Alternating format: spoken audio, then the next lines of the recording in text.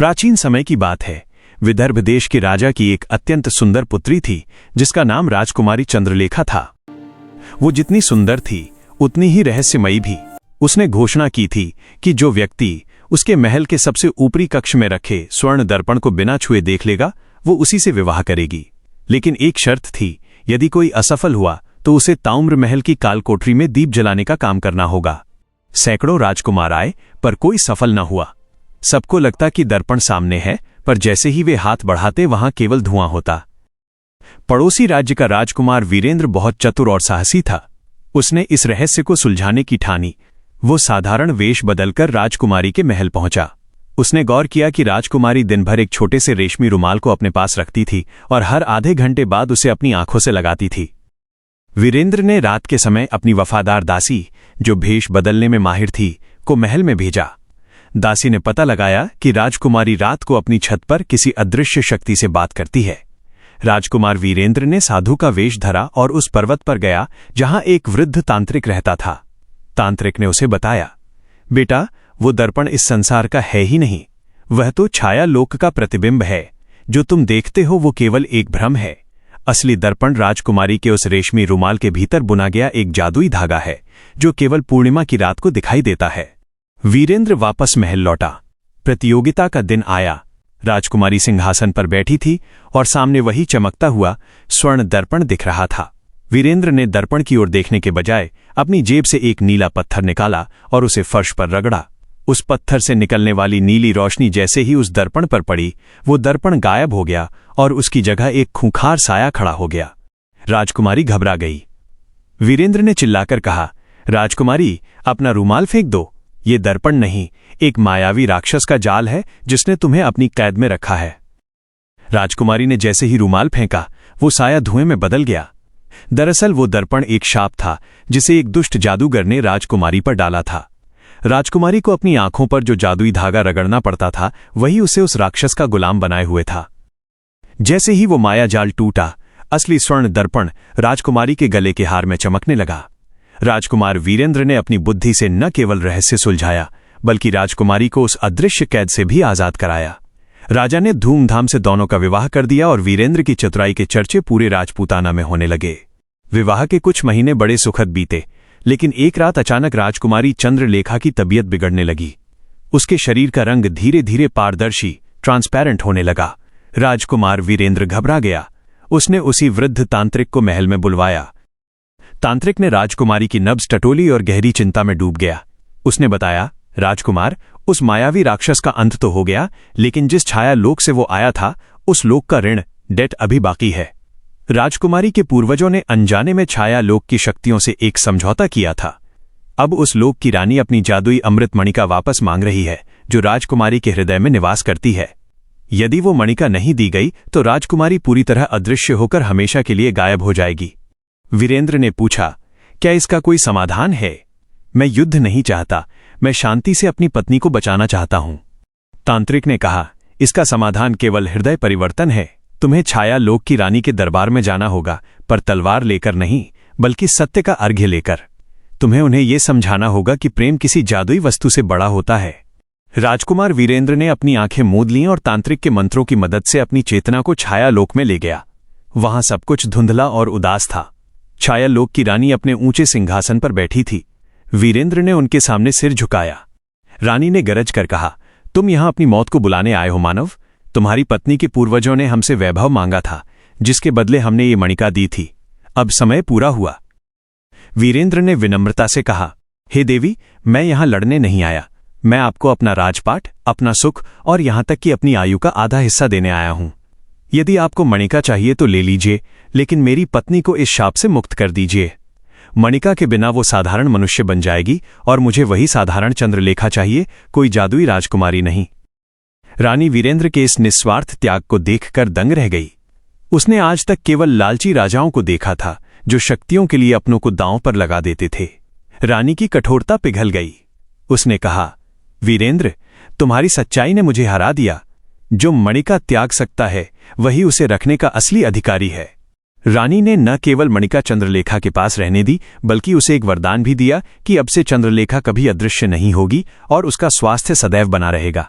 वीरेंद्र जब होश में आया तो उसने देखा कि चंद्रलेखा मुस्कुरा रही थी और उसका शरीर फिर से पहले जैसा स्वस्थ हो गया था। पूरे राज्य में ढोल नगाड़े बजे। ये जीत किसी तलवार की नहीं बल्कि अटूट प्रेम और सत्य की थी। राजा और रानी ने घोषणा की कि उनके राज्य में कभी भी किसी वस्तु को मनुष्य के जीवन से ऊपर नहीं समझा जाएगा। राजकुमार और राजकुमारी ने मिलकर कई पाठशालाएं और चिकित्सालय खुलवाए और अपने राज्य को न्याय का प्रतीक बना दिया। छायालोक की रानी से वरदान पाने के बाद वीरेंद्र और चंद्रलेखा के जीवन में शांति लौट आई थी। लेकिन ये शांति एक बड़े तूफान से पहले की खामोशी थी। एक रात महल के पुस्तकालय में वीरेंद्र को एक पुरानी ताम्रपत्र कॉपर प्लेट मिली, जिस पर विदर्भ देश के उस प्रथम राजा के हस्ताक्षर थे जिसने इस वंश की स्थापना की थी। उस पत्र में लिखा था, जब मणिका स्थिर हो जाए और साया लौट जाए तब समझ लेना कि समय का चक्र रुकने वाला है। अगले ही दिन से राज्य में अजीब घटनाएं होने लगीं। घड़ी की सुइयां रुक गईं, झरने का पानी हवा में स्थिर हो गया और लोग अपनी जगह पर पत्थर की मूर्तियों की तरह जमने लगे। केवल वीरेंद्र और चंद्रलेखा ही चल फिर पा रहे थे। ऐसा लग रहा था जैसे पूरे संसार का समय चोरी हो गया हो। रहस्यमयी साधु और शून्य की गुफा। वीरेंद्र समझ गया कि ये कोई साधारण संकट नहीं है। वो चंद्रलेखा के साथ उसी वृद्ध तांत्रिक के पास पहुंचा, लेकिन तांत्रिक भी ध्यान की मुद्रा में पत्थर बन चुका था। तभी आकाश से एक दिव्य गूंज सुनाई दी। वीरेंद्र, समय को किसी ने चुराया नहीं है, बल्कि समय ने खुद को सुरक्षित करने के लिए अनंत कक्ष में बंद कर लिया है, क्योंकि मनुष्य के लालच ने प्रकृति का संतुलन बिगाड़ दिया है। ये आवाज उस योगी महाराज की थी जिनसे राजकुमार पहले मिल चुका था। योगी ने एक धुंधली छवि प्रकट की और बताया कि समुद्र के पार 7 द्वीपों के बीच एक समय का मंदिर है। वहां एक विशाल रेत घड़ी आवर-ग्लास है जिसकी रेत खत्म हो रही है। अगर वो पूरी तरह रुक गई तो दुनिया हमेशा के लिए जम जाएगी। मंदिर के द्वार पर एक विशालकाय रक्षक खड़ा था जो न सोता था न थकता था। उसने कहा, यहां अंदर जाने के लिए तुम्हें अपनी सबसे प्रिय वस्तु का बलिदान देना होगा। वीरेंद्र अपनी तलवार देने लगा, पर रक्षक ने मना कर दिया। चंद्रलेखा ने अपनी मणिका देनी चाहिए, रक्षक फिर भी नहीं हटा। तब वीरेंद्र ने महसूस किया कि रक्षक क्या चाहता है। उसने कहा, मैं अपनी स्मृति मेमोरी देने को तैयार हूं। मैं भूल जाऊंगा कि मैं कौन हूं, मेरा राज्य क्या है, लेकिन दुनिया का समय फिर से शुरू होना चाहिए। जैसे ही वीरेंद्र ने यह कहा, मंदिर के द्वार खुल गए। अंदर एक दिव्य प्रकाश था। वहां कोई राक्षस नहीं था, बल्कि एक दर्पण था जिसमें संसार का दुख और सुख दिखाई दे रहा था। सत्य का उद्घाटन। अचानक वह योगी महाराज प्रकट हुए। उन्होंने कहा, वीरेंद्र, ये सब तुम्हारी परीक्षा थी। समय कभी रुकता नहीं, वो बस उन लोगों के लिए ठहर जाता है जो अपनी जिम्मेदारी भूल जाते हैं। तुमने साबित किया कि एक राजा केवल अपने परिवार के लिए नहीं, बल्कि पूरी सृष्टि के लिए त्याग कर सकता है। योगी ने वीरेंद्र के माथे पर हाथ रखा और उसकी स्मृतियां वापस लौट आईं। उन्होंने एक दिव्य शंख दिया और कहा, इसे बजाओ। जैसे ही वीरेंद्र ने शंख फूंका, पूरे विदर्भ देश में झरने फिर से बहने लगे, घड़ियां टिक टिक करने लगीं और लोग नींद से जाग गए। पत्थर बन चुके लोग फिर से जीवित हो उठे। महामिलन और न्यायप्रिय शासन। राजकुमार और राजकुमारी जब वापस लौटे तो वे पहले से कहीं अधिक अनुभवी और दयालु हो चुके थे। राजा और रानी ने उनका स्वागत किया। चंद्रलेखा को अब समझ आया कि उसका परी होना या जादुई शक्तियां होना उतना महत्वपूर्ण नहीं था जितना एक इंसान के रूप में सही फैसले लेना। उन्होंने राज्य में एक ऐसा नियम बनाया कि कोई भी व्यक्ति दुखी होकर सोएगा नहीं। महल के दरवाजे 24 घंटे न्याय के लिए खुले रहते थे। न वहां कोई धोबी था, न कोई राजा, सब केवल इंसान थे। कहानी का अंत वहां हुआ जहां से शुरू हुई थी। राजपूताना के उस शहर में अब शेर और बकरी न केवल एक साथ पानी पीते थे, बल्कि पूरा राज्य एक परिवार की तरह रहता था। राजकुमार की वो पुरानी जिद अब एक संकल्प बन चुकी थी। प्रजा की सेवा ही परम धर्म है।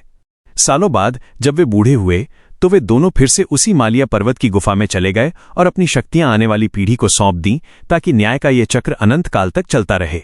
विदर्भ देश में समय का चक्र फिर से घूमने लगा था, लेकिन राजकुमार वीरेंद्र के मन में एक नया प्रश्न जाग उठा था। उसने अनुभव किया था कि केवल समय को ठीक करना पर्याप्त नहीं है, बल्कि उस जड़ को समझना जरूरी है जहां से ये शक्तियां जन्म लेती हैं। राजकुमारी चंद्रलेखा, जो अब पूरी तरह एक मानवी बन चुकी थी, फिर भी उसके पास अपनी परियों वाली दुनिया की कुछ धुंधली यादें शेष थीं। एक सुबह महल के आंगन में एक सफेद हंस उतरा जिसके गले में नीलम का एक पेंडेंट था। उस पेंडेंट के भीतर एक नक्शा छिपा था जो लुप्त ज्ञान के नगर ज्ञानपुर की ओर संकेत कर रहा था। यात्रा का नया पड़ाव, नीरव वन। वीरेंद्र और चंद्रलेखा ने तय किया कि वे इस रहस्य की खोज करेंगे। उन्होंने रथ और सैनिकों को छोड़ दिया और साधारण यात्रियों के वेश में पैदल ही निकल पड़े। उनकी पहली चुनौती थी नीरव वन, साइलेंट फॉरेस्ट। इस जंगल की विशेषता ये थी कि यहां विचार भी सुनाई देते थे। यदि आपके मन में कोई बुरा विचार आता तो जंगल के पेड़ आपको कांटों से घेर लेते। वीरेंद्र और चंद्रलेखा ने पूरे रास्ते मौन रखा और केवल सकारात्मक ऊर्जा पर ध्यान केंद्रित किया। वहां उनकी मुलाकात वन देवी से हुई। देवी ने उन्हें एक दिव्य बीज दिया और कहा, इसे उस स्थान पर बोना जहां तुम्हें सबसे अधिक अंधेरा दिखे। पंचतत्वों का मंदिर। चलते चलते वे एक ऐसी घाटी में पहुंचे जहां 5 अलग अलग रंग के स्तंभ थे। ये स्तंभ पृथ्वी, जल, अग्नि, वायु और आकाश का प्रतिनिधित्व करते थे। यहां पहुंचकर उन्हें पता चला कि ज्ञानपुर का रास्ता तभी खुलेगा जब वे इन 5 तत्वों के साथ अपना सामंजस्य, हार्मनी सिद्ध करेंगे। पृथ्वी की परीक्षा, उन्हें एक बंजर भूमि को अपनी करुणा से हरा भरा करना था। चंद्रलेखा ने अपने आंसुओं से मिट्टी को सींचा और वीरेंद्र ने अपनी मेहनत से वहां नहर खोद दी। कुछ ही घंटों में वहां सुंदर फूल खिल उठे। जल की परीक्षा, उन्हें एक उफनती नदी को पार करना था, लेकिन नाव का उपयोग किए बिना। उन्होंने पानी से प्रार्थना की और अपनी पवित्रता दिखाई, जिससे नदी का पानी शांत होकर 2 हिस्सों में बंट गया और उन्हें रास्ता दे दिया। अग्नि की परीक्षा, उन्हें आग के घेरे के बीच बैठना था। वीरेंद्र ने सिखाया कि मन की शांति ही सबसे बड़ी शीतलता है। वे दोनों अग्नि के बीच बैठे रहे, पर उन्हें एक खरोंच तक नहीं आई। वायु की परीक्षा, यहां हवा इतनी तेज थी कि इंसान उड़ जाए। उन्होंने एक दूसरे का हाथ कसकर पकड़ा, यह विश्वास की परीक्षा थी। उनका आपसी भरोसा उन्हें जमीन से जोड़े रहा। आकाश की परीक्षा, अंत में उन्हें शून्य की ओर देखना था और अपने अस्तित्व के अहंकार को त्यागना था। उन्होंने स्वीकार किया कि वे इस विशाल ब्रह्मांड के केवल एक छोटे से अंश हैं। ज्ञानपुर का उदय। जैसे ही 5 परीक्षाएं समाप्त हुईं, जमीन के भीतर से एक अद्भुत स्वर्ण नगर ऊपर आया। ये ज्ञानपुर था। यहां कोई राजा नहीं था। यहां का शासन पुस्तकों और अनुभवों द्वारा चलता था।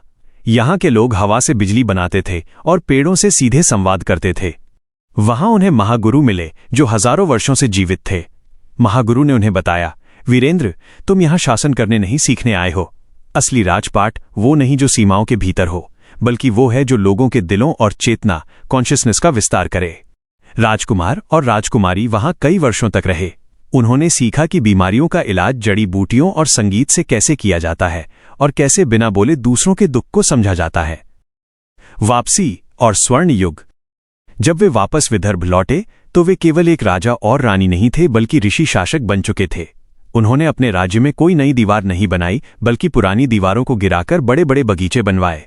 उन्होंने एक ऐसी सभा बनाई जहां समाज का सबसे गरीब व्यक्ति, जैसे वो धोबी, भी राजकुमार के बगल में बैठकर अपनी सलाह दे सकता था। धीरे धीरे पड़ोसी राज्यों के राजा भी उनके पास युद्ध की रणनीतियां सीखने नहीं, बल्कि शांति की कला सीखने आने लगे। विदर्भ देश अब धरती का स्वर्ग कहलाने लगा। न वहां कोई जेल थी, न कोई अपराधी, क्योंकि शिक्षा और प्रेम ने लोगों के मन से लालच को जड़ से खत्म कर दिया था। राजकुमार वीरेंद्र और चंद्रलेखा की प्रेम कहानी अब केवल 2 इंसानों की कहानी नहीं थी, बल्कि ये मनुष्य और प्रकृति के महामिलन की गाथा बन गई थी, जो आने वाली हजारों पीढ़ियों को प्रेरणा देती रही। ज्ञानपुर से लौटने के बाद वीरेंद्र और चंद्रलेखा ने कई दशकों तक राज किया। उनके शासन में विदर्भ देश ने वो ऊंचाइयां छुईं जो पहले कभी संभव नहीं थीं। लेकिन एक दिन जब वे दोनों महल की सबसे ऊंची छत पर बैठे ढलते सूरज को देख रहे थे, आकाश का रंग अचानक बैंगनी, पर्पल हो गया। यह संकेत था कि उनके जीवन का एक और बड़ा चक्र पूरा होने वाला है। रहस्यमयी संदूक और भविष्य की पहेली। महल के तहखाने में एक ऐसा कक्ष था जिसे समय का गर्भ कहा जाता था। वहां से अचानक एक संगीत की ध्वनि गूंजने लगी। जब वीरेंद्र वहां पहुंचा तो उसने देखा कि एक प्राचीन संदूक जो पीढ़ियों से बंद था, अपने आप खुल गया है। उस संदूक के भीतर से कोई हीरा या सोना नहीं निकला, बल्कि एक नीला कमल निकला जो कभी मुरझाता नहीं था। उस कमल की पंखुड़ियों पर भविष्य की घटनाएं लिखी थीं। पहेली कुछ ऐसी थी, जब सूरज उत्तर से उगेगा और नदियां पीछे की ओर बहेंगी, तब वो परी फिर से याद की जाएगी। प्रकृति का मौन विद्रोह। अचानक राज्य में एक विचित्र समस्या आई। नदियां नहीं सूखी, न ही कोई अकाल पड़ा, लेकिन लोगों ने अपनी कल्पना शक्ति, इमेजिनेशन खो दी। चित्रकार चित्र नहीं बना पा रहे थे, संगीतकार धुनें भूल गए थे और बच्चे कहानियां सुनना बंद कर चुके थे। दुनिया नीरस और फीकी होने लगी थी। वीरेंद्र समझ गया कि ये उस मणिका का प्रभाव है जो अब भी चंद्रलेखा के भीतर थी, लेकिन अब वो मणिका पूरे राज्य की चेतना से जुड़ चुकी थी। चंद्रलेखा ने कहा, वीरेंद्र, मनुष्य केवल रोटी और पानी से जीवित नहीं रहता, वह अपनी भावनाओं और सपनों से जीवित रहता है। हमें उन सपनों के चोर को खोजना होगा। स्वप्न लोक की यात्रा। बिना किसी अस्त्र शस्त्र के दोनों ने योग निद्रा मेडिटेटिव स्लीप का सहारा लिया और स्वप्न लोक में प्रवेश किया। वहां उन्होंने देखा कि एक विशाल कुहासा फॉग सब कुछ ढकता जा रहा था। ये कुहासा किसी दुश्मन ने नहीं बनाया था, बल्कि इंसानों के भीतर बढ़ती हुई तार्किकता, ओवरलॉजिक और भावनाहीनता का परिणाम था।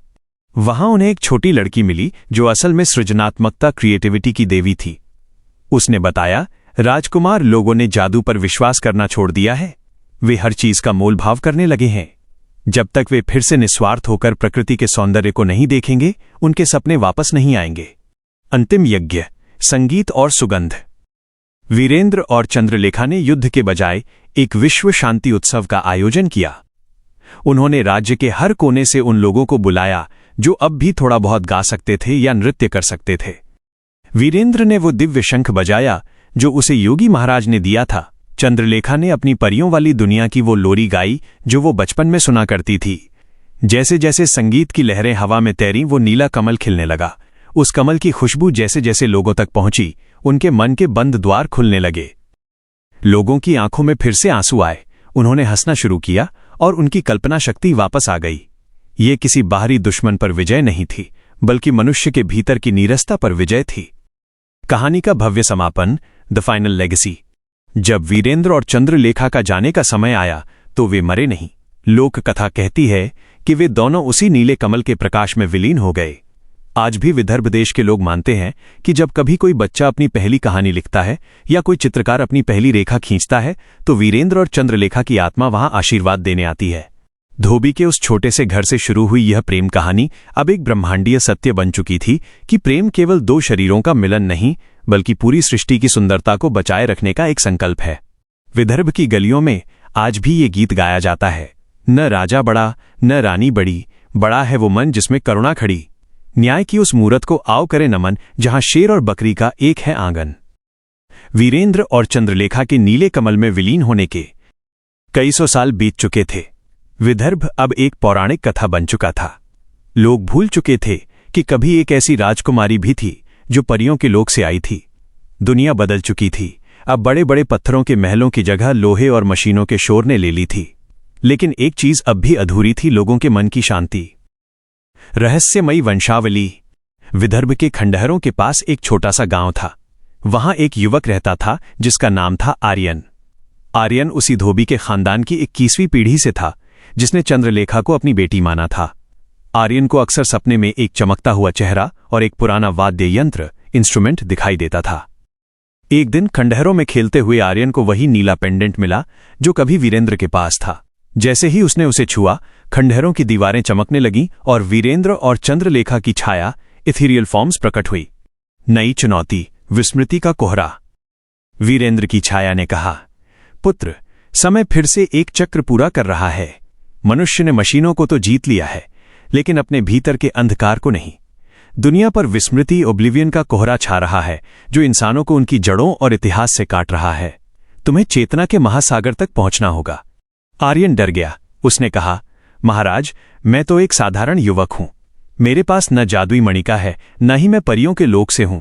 तब चंद्रलेखा की मधुर आवाज गूंजी, तुम्हारे पास विश्वास की शक्ति है जो किसी भी जादू से बड़ी है। तुम उस धोबी के वंशज हो जिसने एक अजनबी परी को बिना किसी स्वार्थ के पनाह दी थी। वही निस्वार्थ प्रेम तुम्हारी शक्ति है। चेतना के महासागर की खोज। आर्यन ने अपनी यात्रा शुरू की। इस बार रास्ता किसी नक्शे पर नहीं था, बल्कि उसे ध्यान, मेडिटेशन के माध्यम से अपने भीतर ही यात्रा करनी थी। स्मृति का द्वार। यहां उसे अपने बचपन की हर वो बात याद करनी थी जिसे वो भूल चुका था। जैसे ही उसने अपनी जड़ों को स्वीकार किया, द्वार खुल गया। करुणा का मार्ग। यहां उसे उन प्राणियों की मदद करनी थी जो अदृश्य थे। उसने भूखे परिंदों और प्यासे पेड़ों की सेवा की, जिससे मार्ग प्रशस्त हुआ। अहंकार का त्याग। अंत में उसे एक ऐसे दर्पण के सामने खड़ा होना था जिसमें उसे अपना चेहरा नहीं, बल्कि पूरी मानवता का चेहरा देखना था। वीरेंद्र और चंद्रलेखा का पुनर्जन्म। संकेतात्मक। जब आर्यन चेतना के केंद्र में पहुंचा तो वहां कोई खजाना नहीं था। वहां वीरेंद्र का वही दिव्य शंख और चंद्रलेखा का रेशमी रुमाल रखा था। आर्यन ने शंख फूंका। उस ध्वनि से पूरी दुनिया के लोगों के मन में अचानक अपने पूर्वजों के प्रति सम्मान और प्रकृति के प्रति प्रेम जाग उठा। मशीनों का शोर थम गया और चारों तरफ पक्षियों का कलरव सुनाई देने लगा। वीरेंद्र और चंद्रलेखा की आत्माएं अब पूरी तरह शांत थीं। उन्होंने आर्यन को आशीर्वाद दिया और कहा, अब हमारा काम पूरा हुआ। जब तक दुनिया में एक भी इंसान दूसरे के दुख में रोता है और निस्वार्थ प्रेम करता है, हम जीवित रहेंगे। कहानी का अनंत विस्तार। आर्यन वापस अपने गांव लौटा, लेकिन वह अब साधारण नहीं था। उसने गांव में एक ऐसी पाठशाला खोली जहां गणित और विज्ञान के साथ साथ संवेदना, एम्पैथी और प्रेम की शिक्षा दी जाती थी। धीरे धीरे वो छोटा सा गांव फिर से एक विदर्भ बन गया।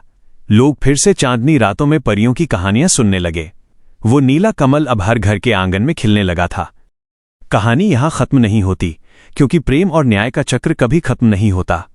ये एक ऐसी नदी की तरह है जो अलग अलग नामों से बहती है, कभी चंद्रलेखा बनकर, कभी वीरेंद्र बनकर, तो कभी आर्यन बनकर। जब तक सितारे चमकते रहेंगे, राजपूताना के उस दयालु राजा और उस सुंदर परी की कहानी दुनिया को ये याद दिलाती रहेगी कि असली जादू हाथों की लकीरों में नहीं, बल्कि दिल की धड़कनों में होता है। आर्यन के शंखनाद के बाद दुनिया में जो बदलाव आया, वो केवल बाहरी नहीं था। लोगों के दिलों में एक ऐसी ज्योति जगी जिसने स्वार्थ और घृणा को हमेशा के लिए भस्म कर दिया। विदर्भ देश, जो कभी खंडहर बन चुका था, अब केवल एक स्थान नहीं रहा, बल्कि वो एक विचार बन गया। अंतिम नक्षत्र सभा। कई वर्षों के सफल मार्गदर्शन के बाद जब आर्यन वृद्ध हुआ तो एक पूर्णिमा की रात उसे वही दिव्य संगीत फिर से सुनाई दिया। वो उसी स्थान पर गया जहां उसे पहली बार वीरेंद्र और चंद्रलेखा के दर्शन हुए थे। इस बार वहां केवल परछाइयां नहीं थीं, बल्कि एक विशाल प्रकाश पुंज था। आकाश से 7 रंग की सीढ़ियां उतरीं। इंद्रलोक की परियां, विदर्भ के पुराने निवासी और वे सभी लोग जो न्याय की राह पर चले थे, वहां एकत्र हुए।